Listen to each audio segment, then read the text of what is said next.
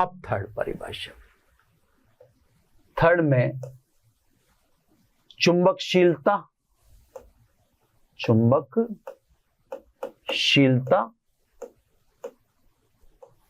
या आपके दो चुंबकीय पारगम्यता, पारगम्यता म्यू है ना। म्यू को इंट्रोड्यूस, हालांकि म्यू के बारे में आप लिखते तो इतनी बार चुके अपन कि जिसकी हद नहीं है ना, लेकिन ठीक है अब परिभाषा का चलो ये भी समझना तो जरूरी है ना। म्यू को ठीक है, आदतन तो है म्यू की आदत तो हमारी पड़ चुकी है, म्यू म्यू जीरो वगैरह की। हाँ ये हमने चेष्टा नहीं की एग्जैक्टली म्यू और म्यू जीरो होता क्या है ना साहब। तो सब पदार्थ का वह गुण जो पदार्थ या पदार्थ के अंदर से चुंबकीय बल रेखाओं को गुजर जाने की सरलता प्रदान करता है, चुंबकीय पारगम्यता है ना। ऐसे भी कह सकते हैं पदार्थ की चुंबकीय बल रेखाओं के चालन की क्षमता को चुंबकीय पारगम्यता कहते हैं। तो सब दो तरीके से मैंने बोला। पहला बोला पदार्थ का वह गुण जो स्वयं में से चुंबकीय बल रेखाओं के गुजर जाने की सरलता प्रदान करता है, चुंबकीय पारगम्यता कहलाता है।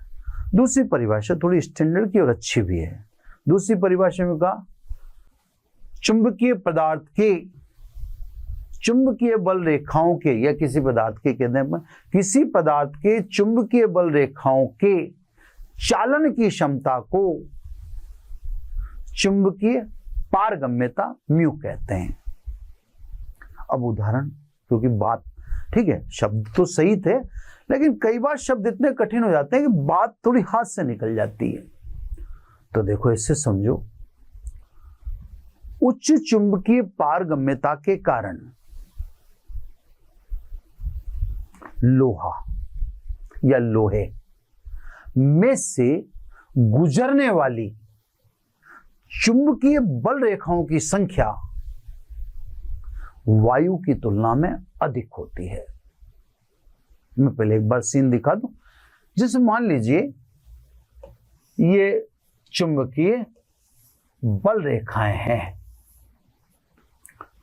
वायु में इनको मैंने दिखा रखा है। अब आप क्या करो कि इन बल रेखाओं के बीच में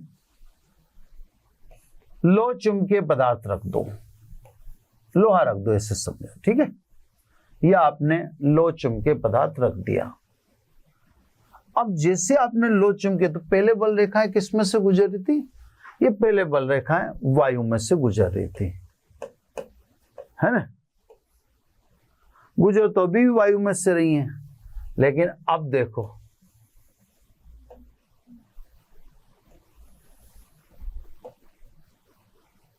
अब चुंबकीय बल रेखाएं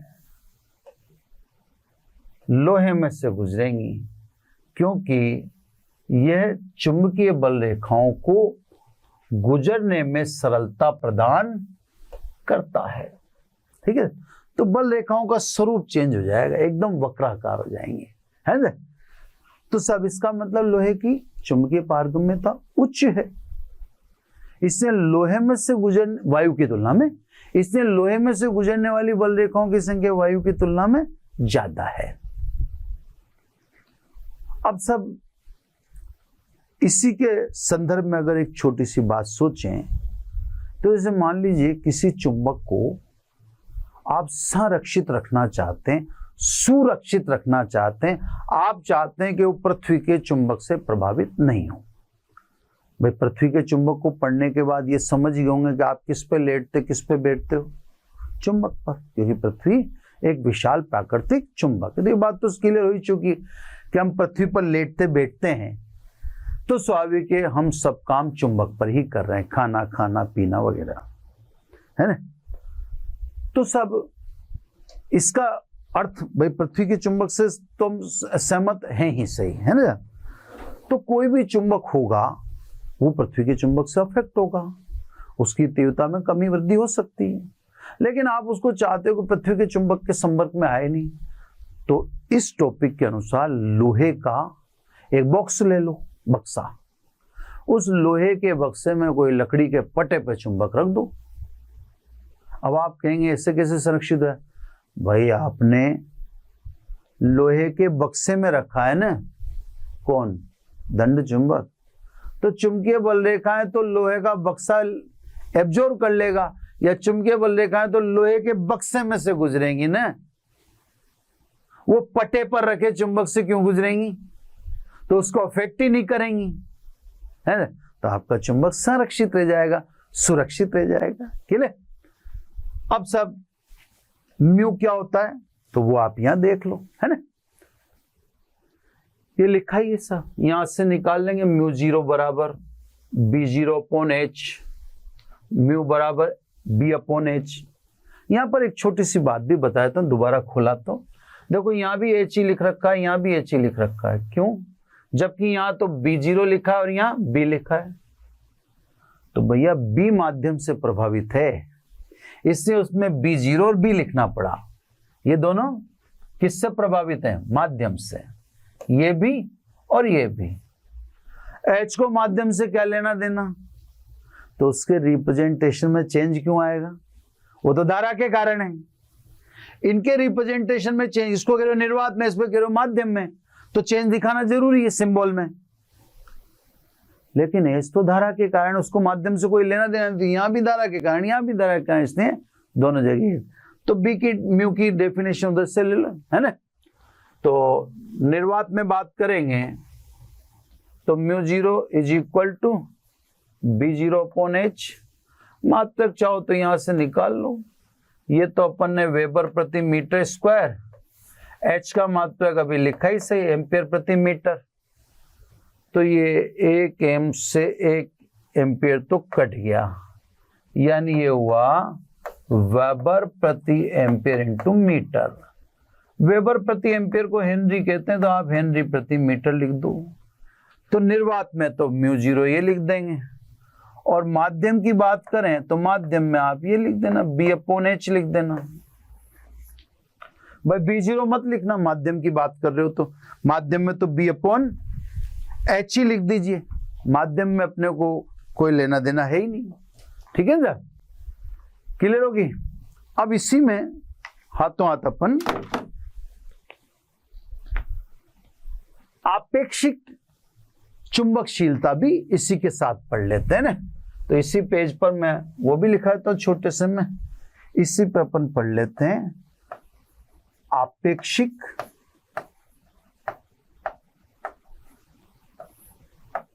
चुंबकीय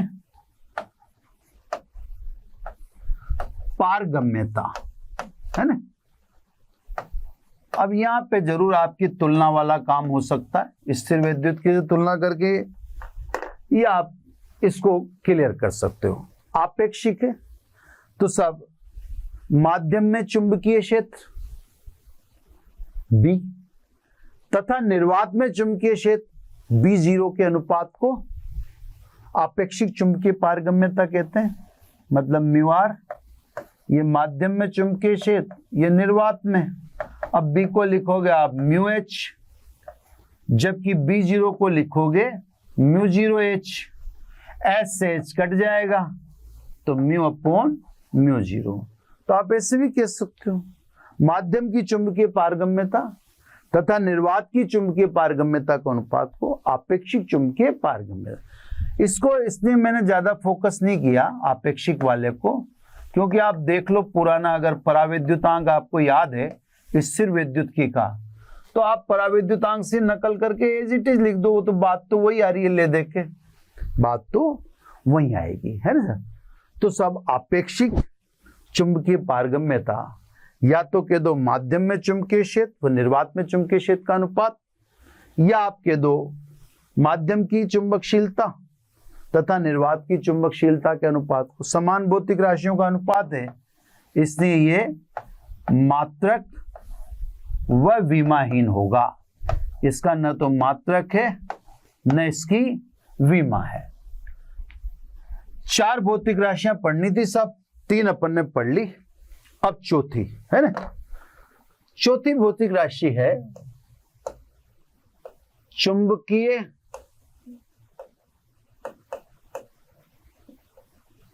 प्रवृत्ति,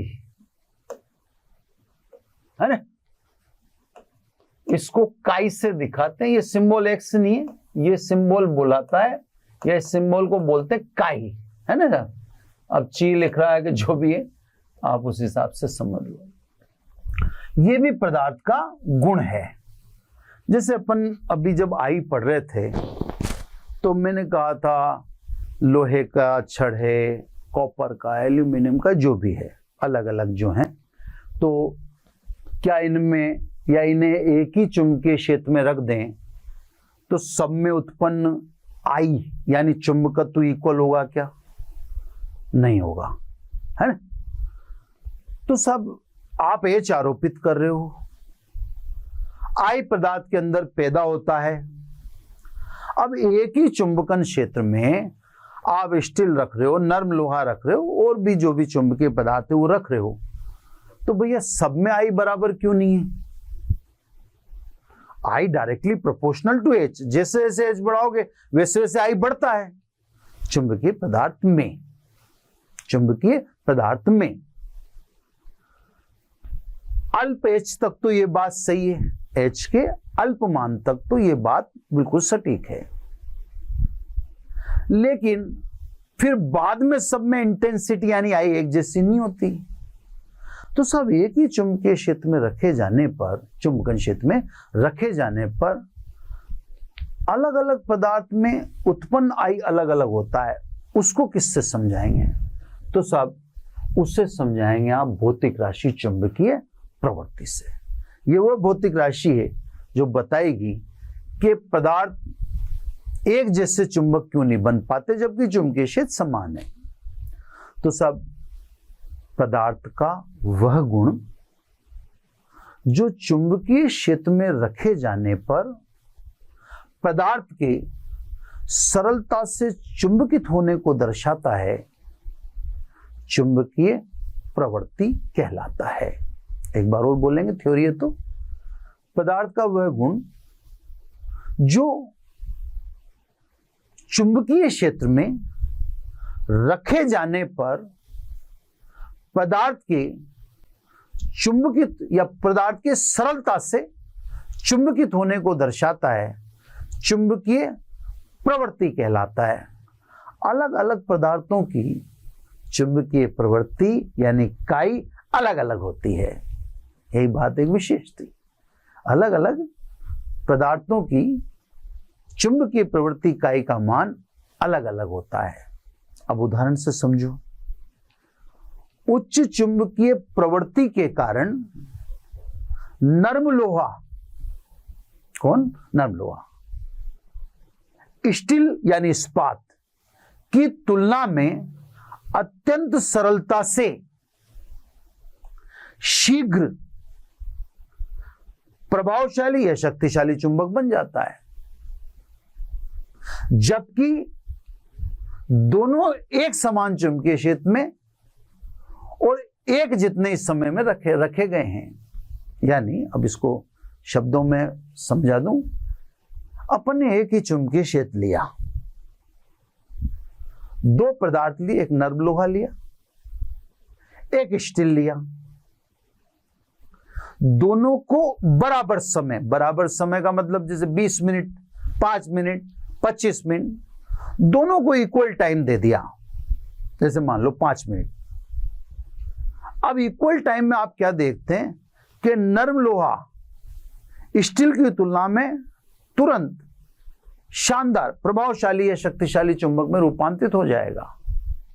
नर्म लोहा, क्योंकि नर्म लोहे की चुंबकीय प्रवृत्ति लोहे की तुलना में अधिक है। तो कहने का मतलब भौतिक राशि काई इस बात का अंतर बताती है कि चुंबकीय क्षेत्र में रखे जाने पर सभी पदार्थों के अंदर उत्पन्न आई यानी चुंबकत्व एक जैसा नहीं होगा, है ना। ये बात मतलब आई और एच का जो मिलन है, वो आई और एच का मिलन किस पर डिपेंड करता है? चुंबकीय प्रवृत्ति काई पे डिपेंड। ये मीडिएटर है साहब, जो आप सामान्य भाषाओं में समझते होंगे, जो आपको लगता होगा, आप कुछ सोच रहे होंगे वैसा सोच सकते हैं कि आपका मीडिएटर डिपेंड करता है आपके काम बनेगा या नहीं बनेगा। आपका काम मीडिएटर भी बिगाड़ सकता है। तो that is the mediator between I and H. अगर मीडिएटर शानदार है तो स्वाभाविक है फिर आई एच के लिंक में कोई दिक्कत है ही नहीं। एच जैसे बढ़ाओगे वैसे तुरंत आई बढ़ जाएगा, बट मीडिएटर पे डिपेंड करता है। तो सब वैसे तो अपन कहें तो I directly proportional to H, यानी आई बराबर काई एच। काई प्रोपोर्शनल कांस्टेंट है जिससे अपन चुंबकीय प्रवृत्ति कहते हैं, है ना। अतः काई बराबर आई अपॉन एच। ऊपर वाले का मात्रक भी एम्पियर प्रति मीटर, नीचे भी एम्पियर प्रति मीटर, तो काई मात्रक व विमाहीन भौतिक राशि हो चुकी है ना। ये मात्रक तथा विमाहीन भौतिक राशि है। क्लियर सब? तो ये सब चार भौतिक राशियां थी जो चुंबक बनाने वाली थी, चुंबक में बनने वाली थी, या चुंबक बन जाने के बाद वस्तु में पैदा होने वाली थी। वो अपन ने देख लिया सब, है ना। तो साहब ये वस्तु से संबंधित या चुंबक से संबंधित भौतिक राशियां, इसे क्यों कहा अब आप सार समझ गए होंगे। अब साहब चारों भौतिक राशि एक ही प्रक्रिया से रिलेटेड, एक ही प्रक्रिया से रिलेटेड का मतलब चुंबक बनाती हैं, बनती हैं, चुंबक में पैदा होती हैं, तो स्वाभाविक है इन भौतिक राशियों के मध्य संबंध होगा, है ना। तो विभिन्न चुंबकीय भौतिक राशियों के मध्य संबंध, है ना। तो सब अब टॉपिक ले लेते हैं, विभिन्न चुंबकीय भौतिक राशियों के मध्य संबंध, है ना, के मध्य संबंध। अब देखो सब, जब आप इनमें संबंध जानना चाहते हो तो एक चुंबक बनाने की प्रक्रिया को स्टडी में लो। चलो सब, तो चुंबक बनाते हैं हम परिनालिका से। परिनालिका कहेंगे सब इस मामले में दो सिचुएशन में दिखा देता हूं, है ना। ये दो सिचुएशन में आपको बात समझनी है। धारा प्रवाहित कर देते हैं, कलर वलर चेंज कर लेते हैं, ये अपने का काम है इससे। ये धारा आई है ना, बिना धारा के परिनालिका का कोई मतलब है ही नहीं, आप भी जानते हैं। ये धारा आई है ना।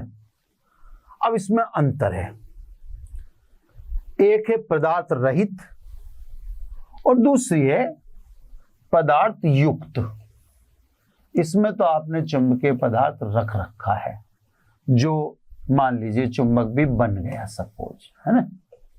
पदार्थ रखा तो चुंबक बनेगा इससे, क्योंकि परिनालिका की अक्ष पर एक समान प्रबल चुंबकीय क्षेत्र, या यूं कहते हैं परिनालिका के अंदर एक समान प्रबल चुंबकीय क्षेत्र अक्ष की दिशा में होता है।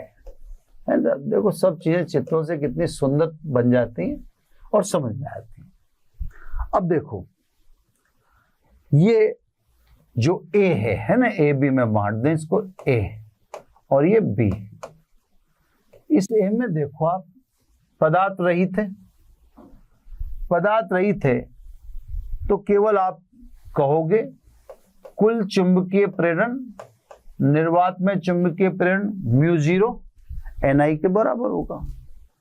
ठीक है सब, लेकिन हमने क्या केवल परिनालिका पढ़ी है? अभी हमने जो पढ़ा है उसमें चुंबक बनाने की प्रक्रिया पढ़ा है, और चुंबक में होने वाले डेवलपमेंट के बारे में पढ़ा है। तो भाई हमने ये तो पढ़ा नहीं, ये तो पिछले चैप्टर में पढ़ लिया। हमने जो पढ़ा एक पदार्थ को चुंबक बनते हुए उस समय क्या क्या विकसित होता वो पढ़ा। अब यहां पर ध्यान से देखो, यहां पर परिणामी चुंबकीय प्रेरण,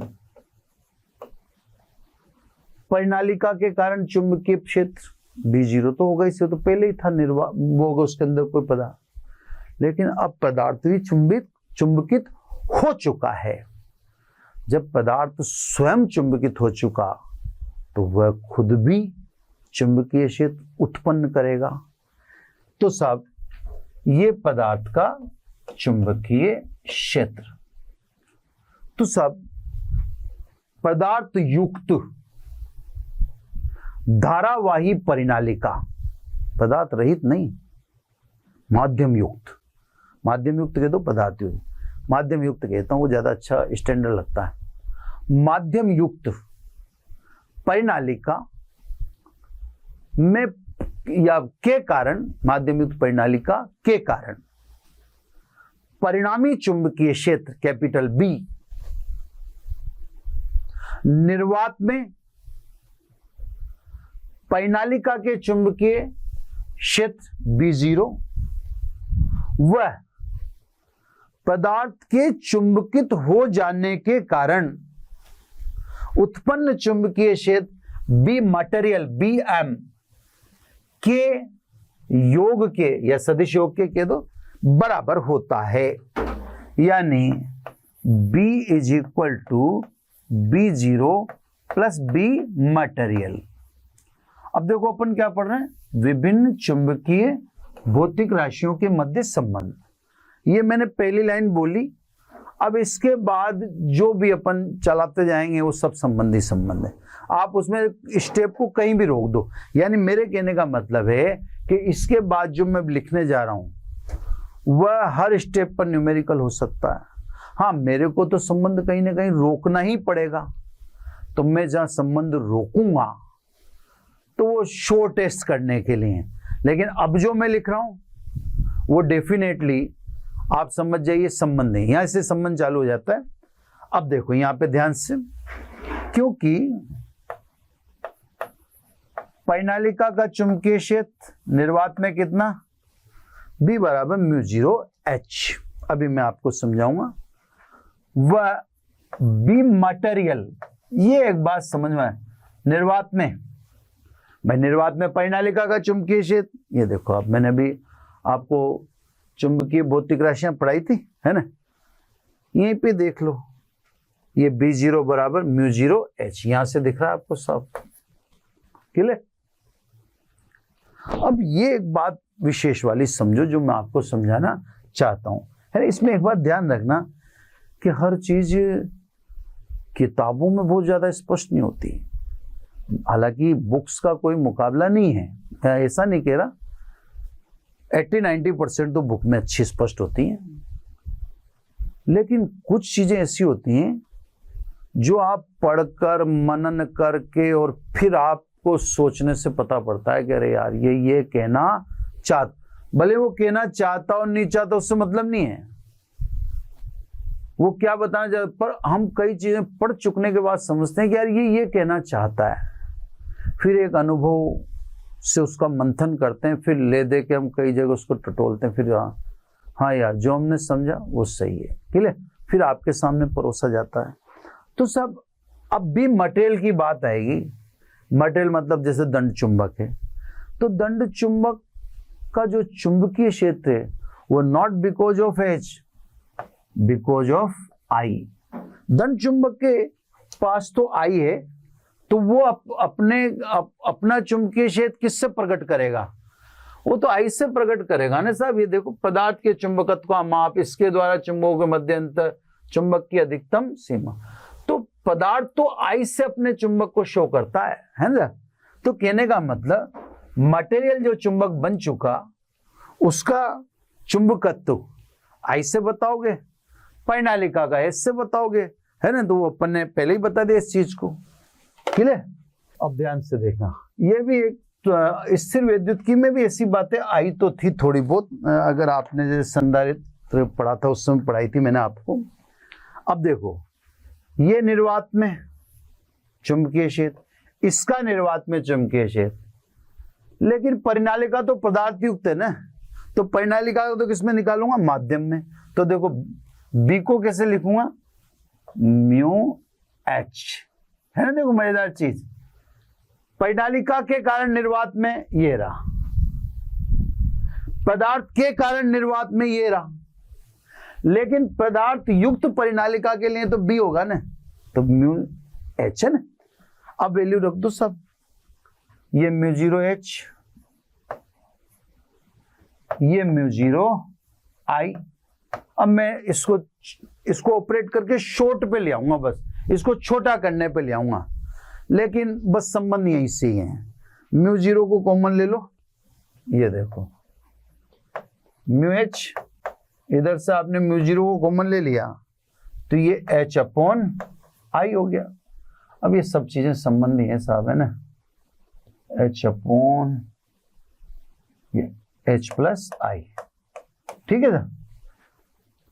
और ये अब संबंधी चल रहा है, शॉर्ट करने जा रहा हूं मैंने, म्यू अपॉन म्यू 0, इसको इधर शिफ्ट कर दो, एच का उधर भाग दे दो, एच का एच में भाग दिया 1, और एच अपॉन आई, ये आई अपॉन आई।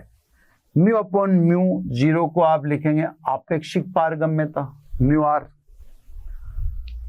ये 1 और आई अपॉन एच, यानी पढ़ाई अपन ने काई, तो यहां लाके ठहरा दो, ये सबसे शॉर्टेस्ट हो गया। लेकिन अब जैसे न्यूमेरिकल वगैरह आता है, तो न्यूमेरिकल आता है तो फिर उसका कोई पता थोड़ी हो, यहाँ से ही काम आ जाए, यहीं से कहीं से भी आ जाए, वो फिर आप देख लेना। ये तो शॉर्टेस्ट फॉर्म रख दी, विभिन्न चुंबकीय भौतिक राशियों के मध्य संबंध।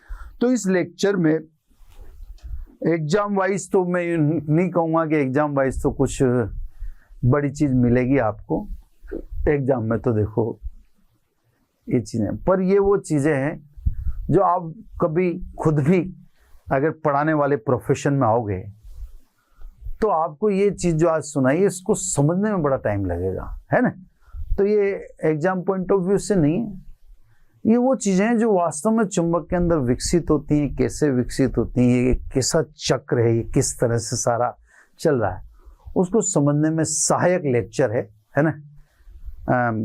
इसमें कोशिश की गई है कि बेहतर से बेहतर समझाया जाए, और मैं उतना ही समझा पाऊंगा जितना मेरे अंदर ज्ञान है, तो मैंने अपना ज्ञान इसमें डाला है जितना मेरा है।